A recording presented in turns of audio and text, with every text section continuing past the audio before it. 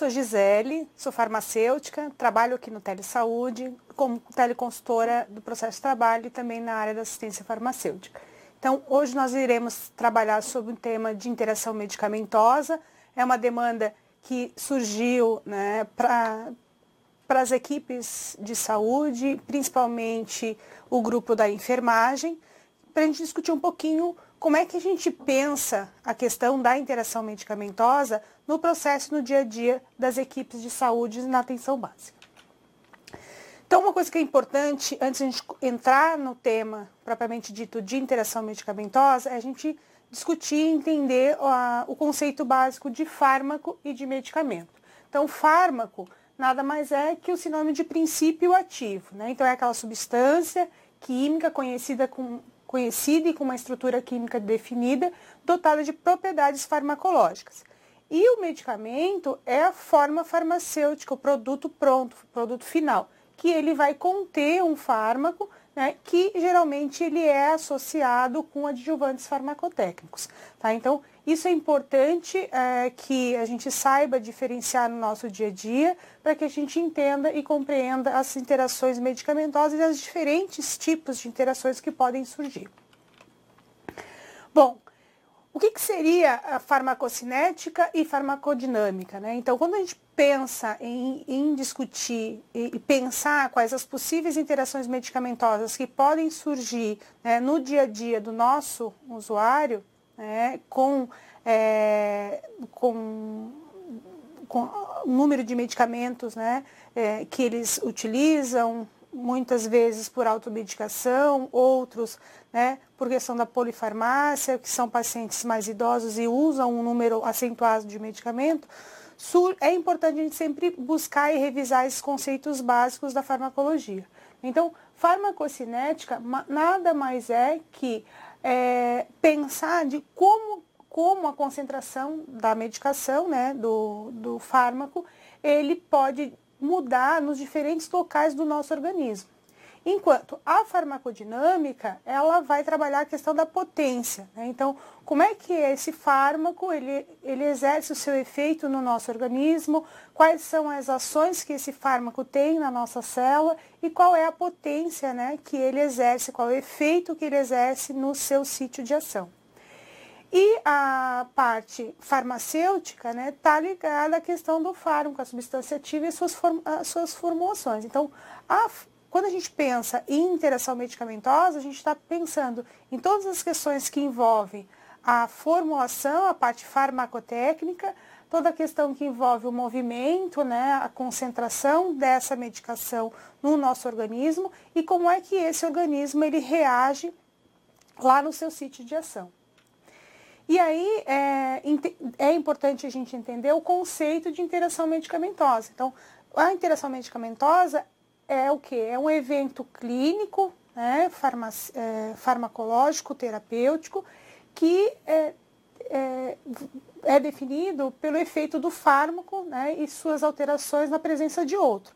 Então, ou a presença de um outro fármaco, ou a presença de um alimento, de uma planta, de uma bebida, né, principalmente as bebidas alcoólicas, ou um agente químico ambiental.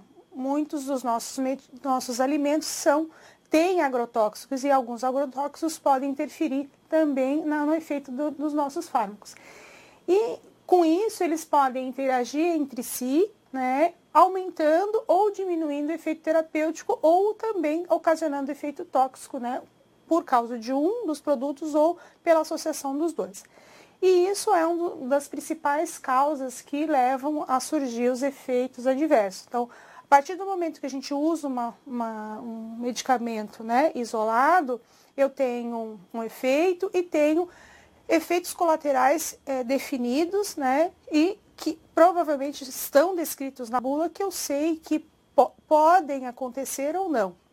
A partir do momento que eu uso concomitantemente dois fármacos, um fármaco junto com alimento, né, um fármaco junto com uma planta medicinal, eu posso ter um terceiro efeito que está fora, né, do meu controle, que aí a gente pode estar pensando em efeitos que podem atrapalhar, né, essa ação terapêutica, ou ela pode potencializar numa forma de sinergismo e trazer alguns benefícios quando a gente pensa em otimizar alguns medicamentos. Então, quais são os tipos de interações medicamentosas que a gente pode ter, né? Então, eu posso ter uma interação medicamento-medicamento, uma interação medicamento-alimento, medicamento-planta medicinal, medicamentos suplementos vitamínicos, né?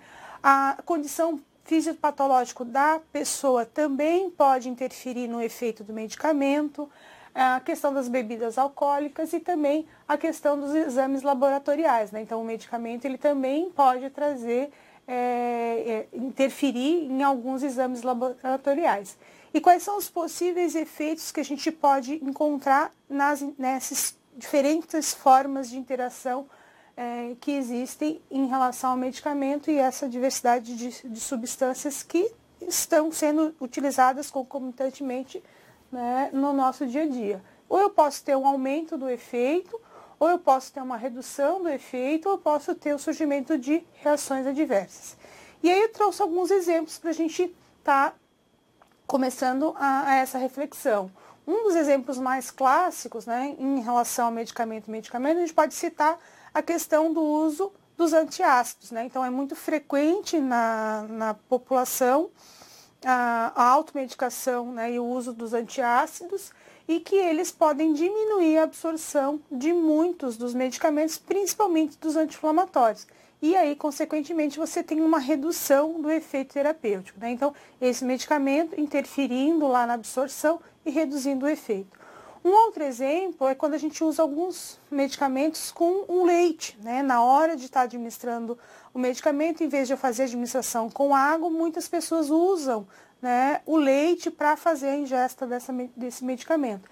Então, o leite, como muitos alimentos, né, derivados dele, eles podem também reduzir a absorção. Um exemplo é a tetraciclina, e com isso diminuindo o efeito desse antibiótico.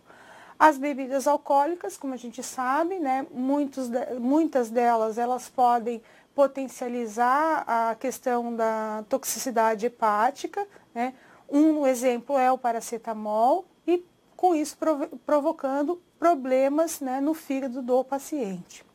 Em relação às interações medicamentos e exames laboratoriais, a gente pode citar o exemplo da amoxicilina, né, que ela pode alterar o exame da urina, por exemplo, indicando um falso positivo aí de glicose na urina. Em relação às plantas medicinais, né, que em Santa Catarina nós temos praticamente 80% dos nossos municípios são pequenos, né, então são municípios de pequeno porte, são municípios distribuídos em áreas mais rurais, né, e que têm essa vivência com as plantas medicinais. E a gente percebe que as pessoas elas não relatam para nós profissionais de saúde o uso das plantas medicinais, então muitas das pessoas têm as plantas nos seus quintais, usam os chazinhos de forma natural, né, naquele sentido de que natural não faz mal, e também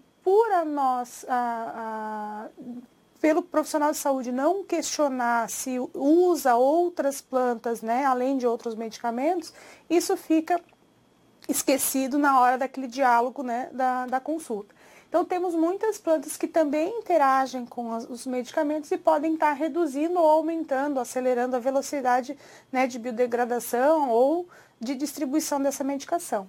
Um exemplo é a malva, né? Então, a malva é uma planta muito utilizada, principalmente como enxaguatório bucal, para problemas de afta, problemas de afecções bucais, né? E é uma planta que ela é rica em mucilagem.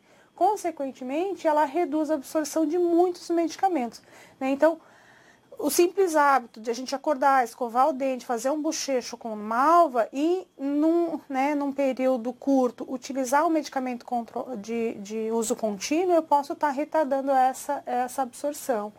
Outro grupo de plantas que é muito utilizado são as plantas laxativas e diuréticas, né, que são tanto utilizadas para tentar regular a questão intestinal, né, ou também com a finalidade de emagrecimento, né? Então, a gente percebe principalmente, né, mulheres, utilizando compostos de fitoterápicos ricos em plantas laxativas e diuréticas para ajudar na perda do peso e, consequentemente, estas plantas elas podem, né, aumentar a eliminação de outras drogas, consequentemente reduzindo o efeito terapêutico desses medicamentos utilizados de forma concomitante com essas plantas. Um outro exemplo que a gente pode trazer é a questão do hipérico, né? É uma planta também utilizada como antidepressivo, ajuda no tabagismo, né? Ajuda na ansiedade, tanto na forma do fitoterápico como na planta medicinal. Ela é uma planta que induz, né, ela é indutora do citocromo P450, então, consequentemente, ela aumenta a biotransformação hepática de muitos fármacos, interferindo também no efeito terapêutico. E uma outra questão é a questão de a gente também, né, olhar a condição do usuário. Então, quando a gente pensa em interação medicamentosa, não é só medicamento e medicamento. Então, existe uma gama de aspectos que a gente precisa pensar junto com o paciente para que eu possa, então, ter uma farmacoterapia, né, adequada, né, e que eu consiga ter os efeitos que eu desejo, né, quando eu prescrevo, quando eu administro um medicamento. É a questão da condição de saúde, né? Então, vamos supor, o uso de anti-inflamatórios não esteroidais em pacientes que são asmáticos, né? Então, isso, né, a condição do paciente ser asmático, quando eu uso o anti-inflamatório, eu posso aumentar os meus sintomas da asma. Outra questão é o uso de descongestionantes nasais para as pessoas que são hipertensos. Então, eu posso ter um aumento da pressão arterial. Então, são vários fatores que a gente precisa estar pensando para que a gente possa saber qual é a gravidade dessa interação.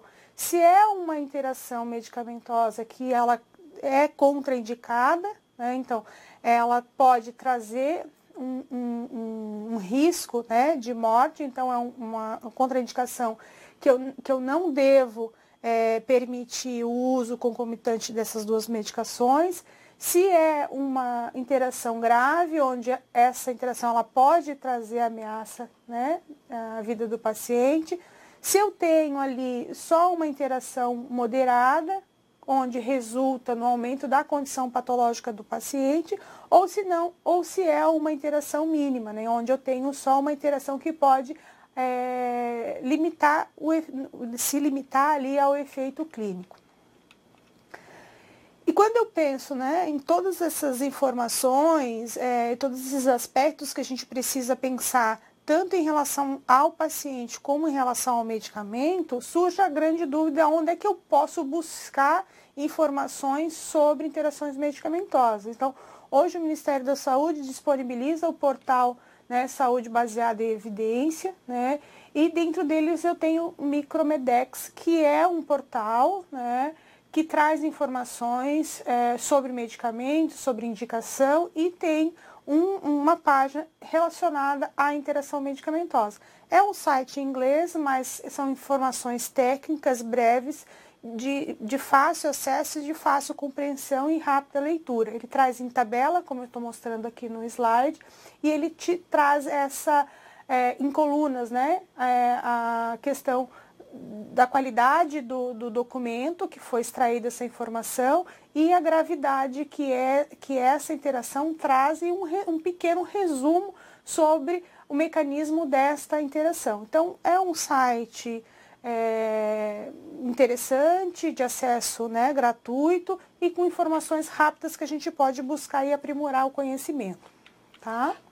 Então, quando eu penso nos tipos de interações que a gente citou, nós conseguimos dividir todos aqueles tipos em dois grandes grupos para facilitar de forma didática o entendimento dos mecanismos, né, de ação e como é que a gente pode estar pensando isso no nosso dia a dia. Um grupo deles é tudo que acontece antes da absorção da medicação, né? Então, que é o que a gente vai chamar de interações farmacêuticas, né? Então, são reações físico-químicas que acontecem in vitro, né? Então, naquele momento que eu estou preparando a seringa, naquele momento que eu estou organizando a infusão e eu percebo a reação ali no catéter, né? Então, são reações de incompatibilidade, reações de solubilidade e relações de estabilidade. Um outro exemplo, vamos supor, a diluição, né, da insulina e o armazenamento na mesma seringa e no mesmo frasco, né? Então, eu vou ter uma interação medicamentosa, né, que vai estar relacionada à estocagem dessa medicação, consequentemente, ela vai ter um problema de estabilidade. Um outro grupo, né, de interação medicamentosa são aquelas que envolvem as interações farmacocinéticas e as interações farmacodinâmicas. São todas aquelas interações que vão acontecer após a ingestão, né, do medicamento, então após a absorção desse medicamento pelo organismo. Quando a gente pensa nas interações farmacêuticas, né, então, que também são chamadas de incompatibilidades medicamentosas, que são aquelas que ocorrem antes da administração do medicamento, são aquelas, como eu comentei antes, que estão relacionadas quando a gente mistura 2 ou mais medicamentos numa mesma seringa, no esquipo de soro, né, em outros recipientes. Então, essas reações físico-químicas, elas podem resultar o quê? Podem resultar alteração organoléptica, né? Então eu posso mudar a cor, mudar a consistência, posso ter aquela solução, ela pode turvar, ela pode formar cristais, ela pode formar flocos, ela pode precipitar, né? Eu posso ter a diminuição da atividade de um ou dos demais fármacos que estão ali na formulação, eu posso ter a inativação, eu posso ter a formação de um outro composto, ou um composto ativo, ou um composto inócuo, ou um composto tóxico, ou eu posso aumentar a toxicidade, né, de um ou de mais fármacos que são originais daquela forma farmacêutica. Então, é aquela situação que ela vai acontecer na própria fórmula, né? Eu posso ter a interação, uma incompatibilidade do fármaco com algum insumo, né, diluente, posso ter uma incompatibilidade com o material, um fármaco com a seringa, com a catéter, com o vidro, com o plástico, uma incompatibilidade com o diluente ou uma incompatibilidade na forma de estocagem. Então, alguns exemplos, vamos supor, diazepam com soluções fisiológicas, pode ocorrer a precipitação. A heparina associado com hidrocortisona, eu tenho a inativação da heparina. A penicilina com hidrocortisona, né? Acontece a inativação da penicilina, o uso, né, o armazenamento das insulinas NPH irregular no mesmo frasco, na mesma seringa, para que seja administrado posteriormente pelo paciente lá no domicílio. Eu posso ter precipitação, posso ter perda de estabilidade e inativação da insulina. Tá? Então, são exemplos que acabam ocorrendo no dia a dia do serviço, muitas vezes no dia a dia do serviço da enfermagem, né, que está ali envolvida com a administração do medicamento, ou no processo de preparação, né, de algumas farmácias, né, básicas que trabalham com fracionamento ou manipulação de medicamento. Então, as interações farmacocinéticas e as interações farmacodinâmicas, elas vão acontecer nesse processo, né, nesse caminho que o medicamento ele toma dentro do nosso organismo. As interações farmacocinéticas elas vão estar mais associadas nesse processo de o que o corpo faz com o fármaco, né? Então, nesse processo, né, de absorção, distribuição, né, metabolização, eliminação, eu vou ter vários fatores que podem interferir no efeito do medicamento. E, consequentemente, na concentração desse medicamento, né, e a meia-vida dele dentro do meu organismo. E as interações farmacodinâmicas, elas vão envolver o que o fármaco faz, todas essas situações, pensando o que o fármaco faz com o nosso organismo. Então, são interações que vão envolver, né, esse efeito sinérgico ou antagônico relacionado ao efeito farmacológico e a resposta clínica, podendo diminuir ou aumentar a eficácia ou diminuir ou aumentar a toxicidade desse medicamento em relação ao seu sítio de ação. Então, agora a gente vai trabalhar um pouquinho sobre as interações farmacocinéticas, né, que entre as interações é uma das mais importantes, né, que são aquelas que estão associadas, né, e alteram a velocidade, né, do fármaco na sua extensão de absorção, distribuição, biotransformação e excreção. Então, nas interações farmacocinéticas, você tem uma alteração, pode ter, né, uma alteração da concentração do fármaco lá no local de ação. E essa alteração da concentração, ela pode ser percebida a partir de alguns parâmetros cinéticos, né? Os mais conhecidos é a curva séria máxima, a concentração, concentração da dose, tempo, a questão da meia-vida, a questão da quantidade total de fármacos excretados na urina. Então, você tem toda essa gama de processos, né, que acontece dentro do organismo desde o momento da absorção de a droga, né, na sua forma farmacêutica. Ela é dissolvida, degradada, ela sofre a difusão, ela sofre os efeitos físico-químicos, né, do processo de administração, onde eu tenho absorção dela. Drogas mais ácidas acabam absorvendo no estômago, drogas mais básicas, né, acabam tendo uma afinidade, uma melhor absorção no intestino, e todo esse processo de motilidade, secreção, transporte, absorção, eliminação e fluxo, né, que existe dentro do organismo, que pode, então, interferir essa circulação sistêmica do medicamento dentro do organismo. Então, o perfil farmacocinético, né, então ela vai trazer essa curva, como mostra nesse slide, da concentração do fármaco e o tempo. Então, qualquer alteração no processo de desabsorção até excreção, eu posso ter alteração no pico de efeito, a intensidade do efeito, a duração do efeito, a questão do surgimento dos efeitos adversos, né, relacionado com a janela terapêutica, e também a minimização desses efeitos em relação a esse caminho, esse movimento que o fármaco tem durante o seu processo de absorção e excreção. Então, quando a gente fala em absorção, né, então a gente está pensando nesse primeiro ponto, né, de do fármaco do meio externo para a corrente sanguínea. E se refere a essa velocidade que o fármaco deixa o seu sítio, né, de administração, seja ela oral ou, né, tópica ou em forma injetável, e ela consegue percorrer essa extensão, né, de toda a corrente sanguínea até chegar no seu sítio de ação. O que eu posso ter aqui de interferências, né? Então, quais são as interações farmacocinéticas clássicas que podem interferir no efeito terapêutico de um medicamento? Eu posso ter alterações do pH gastrointestinal, eu posso ter o processo de quelação de fármaco com alguns cátions, principalmente cálcio, magnésio, alumínio, ferro e zinco, e outros mecanismos de complexação, alteração da motilidade gastrointestinal, alteração da função da mucosa e também da flora bacteriana. Tá? Então, uma das regras principais da absorção é que fármacos que são ácidos, eles se tornam, né, não ionizados, que é a forma mais absorvida, num pH ácido, enquanto fármacos que são mais básicos, eles têm a sua forma, né, ionizada, que permite uma melhor absorção no meio alcalino. Então, fármacos básicos, né, vão ser melhor absorvidos no intestino.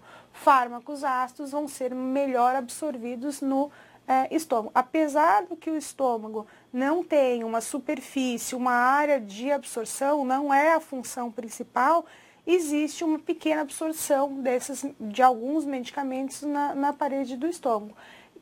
Porque o grande responsável pela absorção, né, é o intestino delgado, até pela sua ampla, né, revestimento, parede, que permite essa absorção de todos os medicamentos, né, e alimentos, vitaminas do nosso organismo. Então, essa responsabilidade pela absorção se dá no intestino. E aí você tem todas as modificações, né, farmacêuticas para que você possa, então, garantir esse sítio, né, de absorção e um efeito terapêutico importante e com um mínimo de efeitos adversos e interações possíveis. Um grupo principal que representa, né, essa questão da interação farmacocinética relacionada à absorção são os antiácidos. Por exemplo, o bicarbonato, ele neutraliza o ácido do estômago, né, e, consequentemente, ele pode produzir alcalose sistêmica, né? O hidróxido de alumínio também faz essa neutralização do ácido, né, do ácido clorídrico e, consequentemente, ele acaba alterando esse equilíbrio ácido e básico, né, e também pode provocar a constipação. Então, ele não altera de uma forma tão brusca esse equilíbrio ácido e básico, né, mas ele acaba provocando a constipação e aí acaba diminuindo a absorção de alguns fosfatos, né? O hidróxido de magnésio, qual que é a desvantagem dele? Ele acaba produzindo um efeito laxante, o que favorece, né, a eliminação de algumas medicações e possibilita a absorção de íons e além de ter o sabor desagradável. Então, dependendo da medicação, você tem essa interferência na absorção, né? Então, outro exemplo, alguns sais, né, de cálcio e alumínio, como a gente citou, pode interferir na absorção da tetraciclina.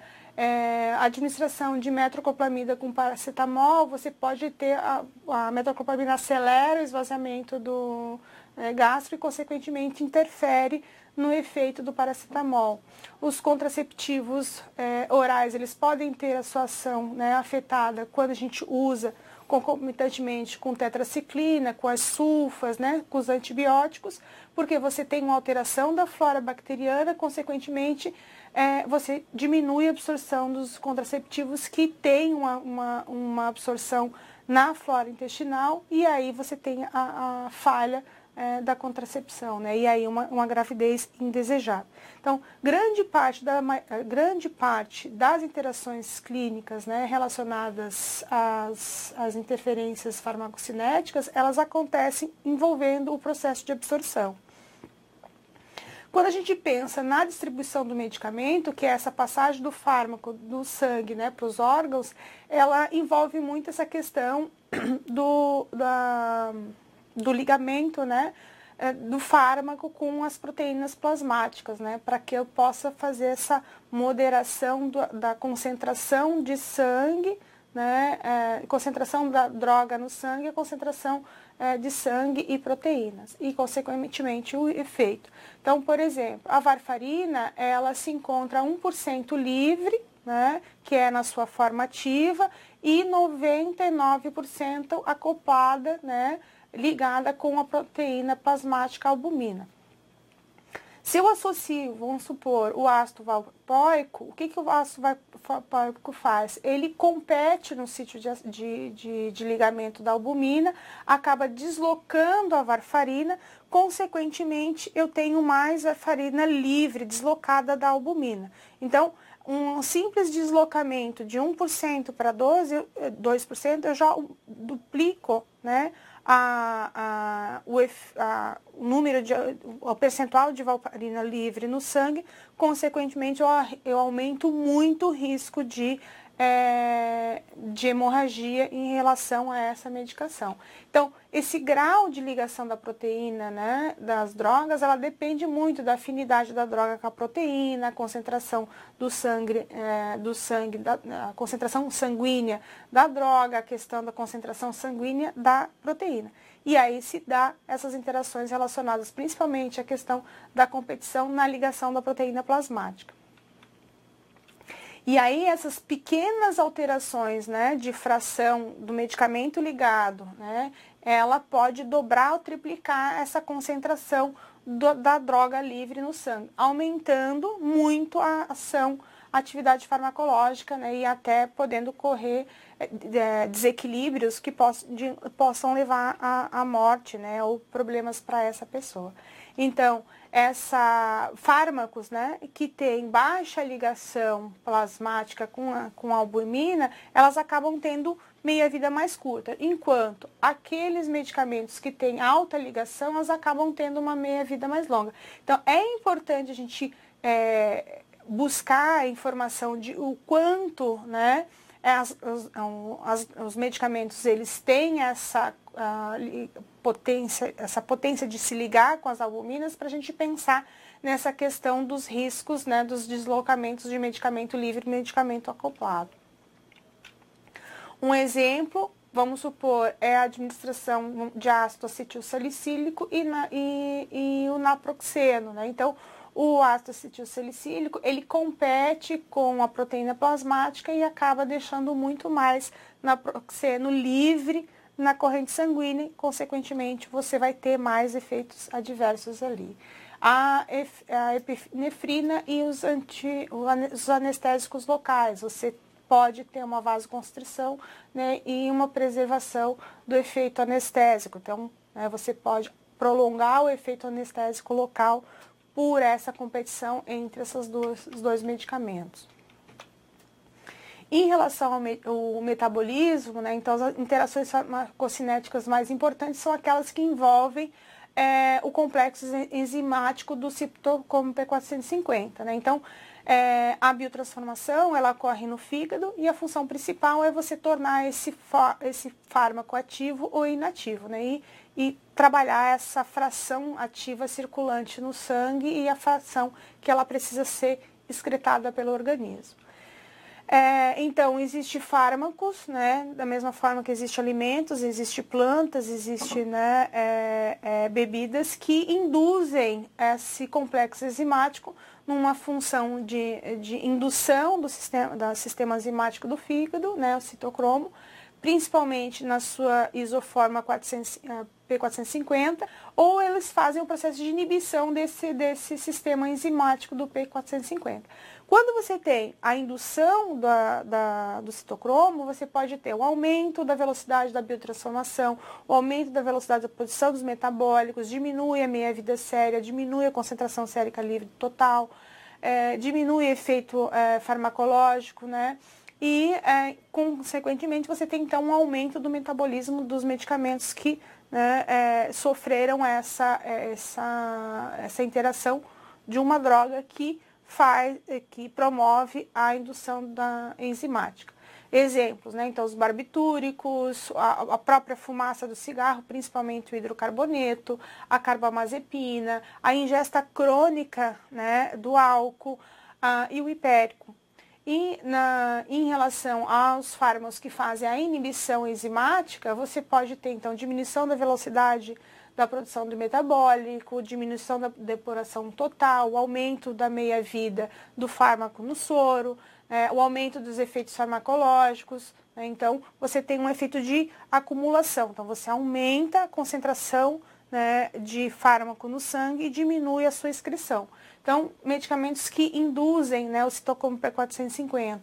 Então, a cimetidina, o ciprofloxacino, a eritromicina, o fluconazol, né? O fluconazol hoje em dia está sendo utilizado de forma muito corriqueira por questões de fungos recorrentes no pé, área genital, candidias recorrentes, aquele pano branco. Então, está sendo utilizado de forma muito indiscriminada, né, e muitas vezes por automedicação. A fluoxetina, né, o cetoconazol, o verapamil. Então, são exemplos de medicações que inibem o citocromo P450. E aí a gente tem uma gama, né, de reações que podem acontecer. Por exemplo, os barbitúricos afetam, né, o efeito da varfarina, dos antidepressivos, do albendazol, a carbamazepina, o tabaco, né? O haloperidol. Então, são medicações que acabam induzindo o citalopram P450, o metronidazol com álcool, a isoniazina, né? E os contraceptivos que acabam induzindo o complexo enzimático, consequentemente afetando o efeito, né, terapêutico do contraceptivo oral. E aí, outros exemplos como a rifampicina, o ciprofloxacina, né, o flucloxacina em relação à glibenclamida, que também, né, promove a inibição enzimática e, consequentemente, vai interferir no efeito da glibenclamida e da teofilina. Então, todas essas medicações, elas interferem no processo de biotransformação. Um outro exemplo, né, a questão do hipérico, ele é um indutor enzimático, ele age sobre a glicoproteína P, consequentemente ela vai aumentar a velocidade de biodegradação, vai diminuir a meia-vida séria, vai diminuir os efeitos farmacológicos, né, de muitos medicamentos, como digoxina, triptilina, carbamazepina, o próprio anticoncepcional, né, a varfarina, e trazer problemas, né, problemas às vezes moderados, mas alguns problemas como a digoxina, que tem uma janela terapêutica curta, né, podendo trazer problemas mais graves para o paciente. Tá? Um estudo mostra que o hipérico ele aumenta a atividade da glicoproteína P intestinal, consequentemente ele diminui a disponibilidade da digoxina e reduz de 1/3 a 1/4 a concentração da digoxina observada, né? Então, é importante, quando se percebe a utilização por automedicação ou por indicação do hipérico, é importante fazer esse monitoramento da dose da digoxina. Mesma coisa o ginkgo biloba, né? Um fitoterápico muito utilizado para memória, muito utilizado para questão vasodilatadora, né? Problemas circulatórios, e ele acaba diminuindo a biodisponibilidade do omeprazol, aumentando a concentração plasmática das nifedipinas, né, da nifedipina, consequentemente aumenta cefaleia, rubor, edema, né, e a questão da frequência cardíaca.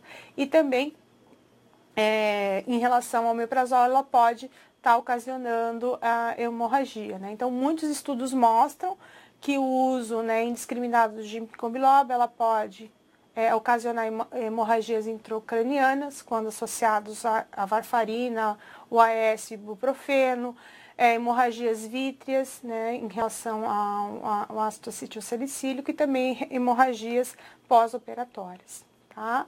Plantas ricas em quercitinas, né, então aqui no Brasil se tem o hábito muito de usar o chá verde, o chá preto, né, o vinho, os folhosos verdes como o brócolis, né? Então, são plantas que são ricas em quercitinas, né? É um flavonoide que é inibidor de citocromo a isoforma 3A4 e também a glicoproteína P, e que, consequentemente, ele acaba, no caso da ciclosporina, aumentando a concentração, 16% da ciclosporina, né? E em algumas situações, em alguns estudos clínicos, se percebe até 46% do aumento da concentração da ciclosporina após doses múltiplas de quercetina. Então, são questões que a gente precisa estar pensando.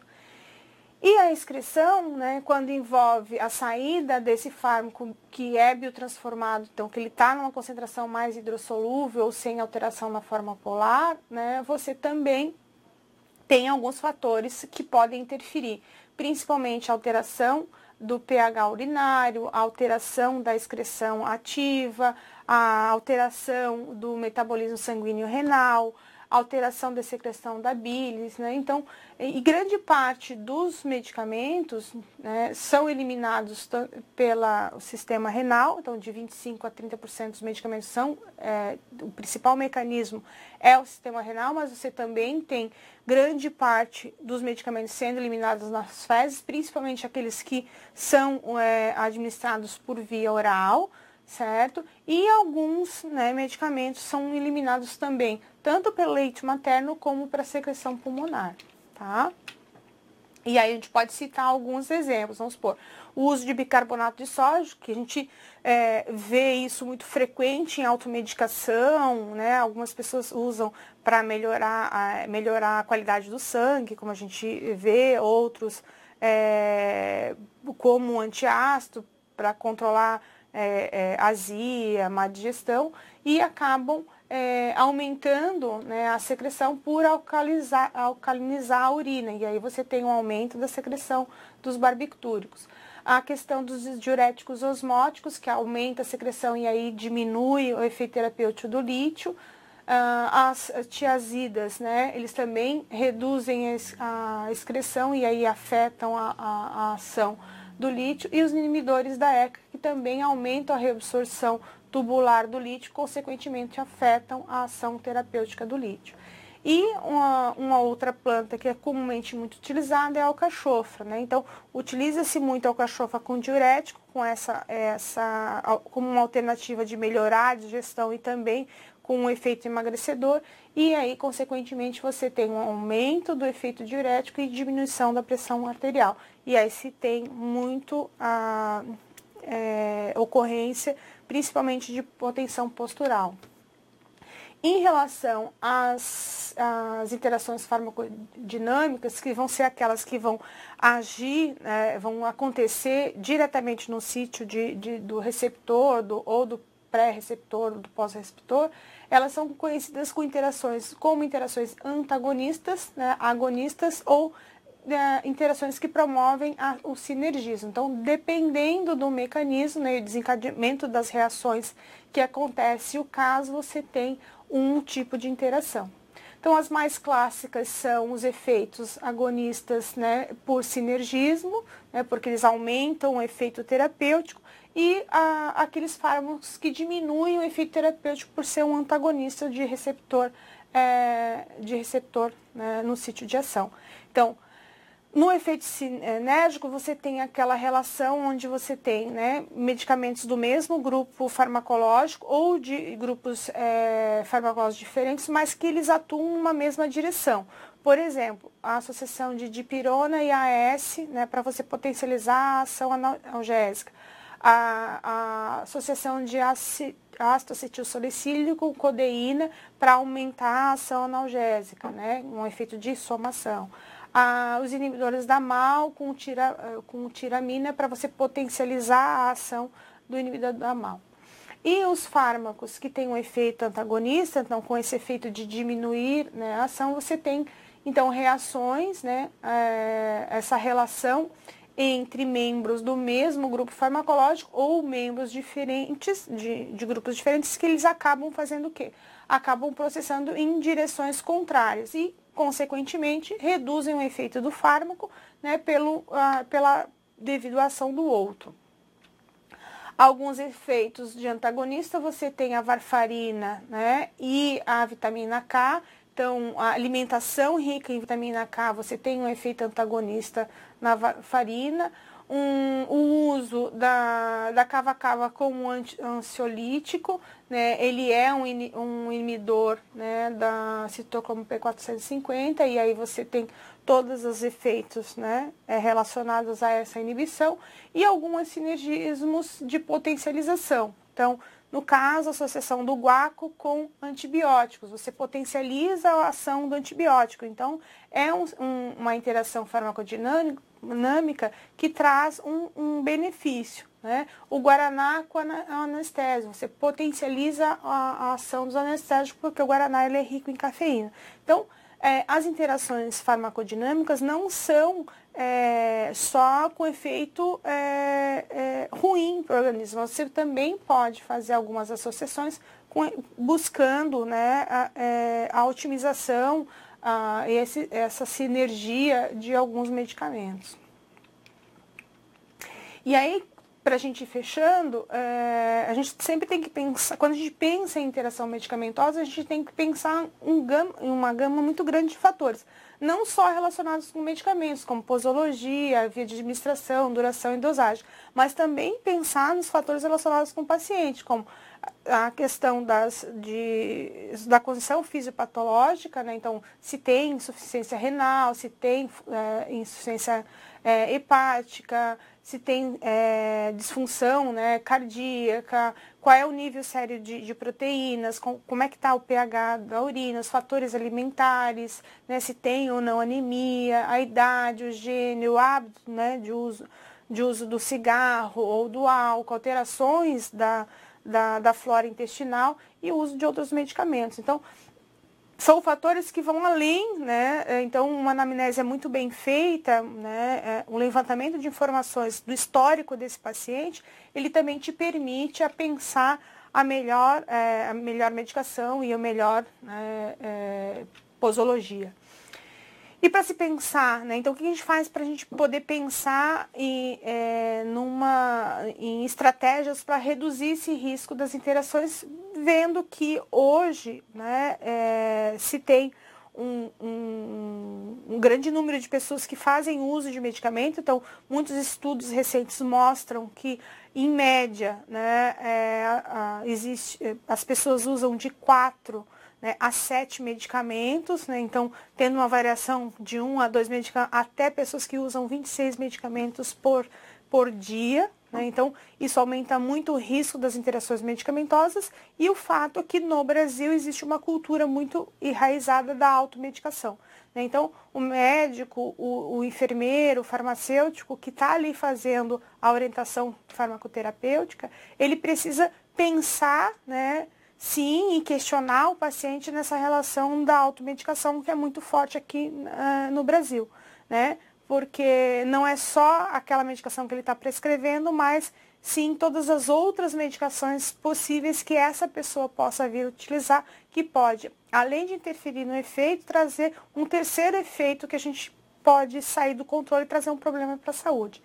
Então, existem algumas classes de medicamentos que merecem a atenção especial, né, porque elas têm uma janela terapêutica muito restrita, né, então, e que necessitam uma concentração sanguínea muito controlada para se evitar as interações e os efeitos adversos, que são principalmente os anticoagulantes, os antidiabéticos, os antipiléticos, os antidepressivos, os antibióticos, os quimioterápicos, né, e os imunossupressores. Então, esses medicamentos, né, e essas pessoas que utilizam esses medicamentos, eles precisam ser muito bem monitorados e, de repente, a equipe pensar um plano terapêutico singular, né, pensar num plano de acompanhamento das reações adversas e possíveis interações medicamentosas que essas pessoas possam ter, né?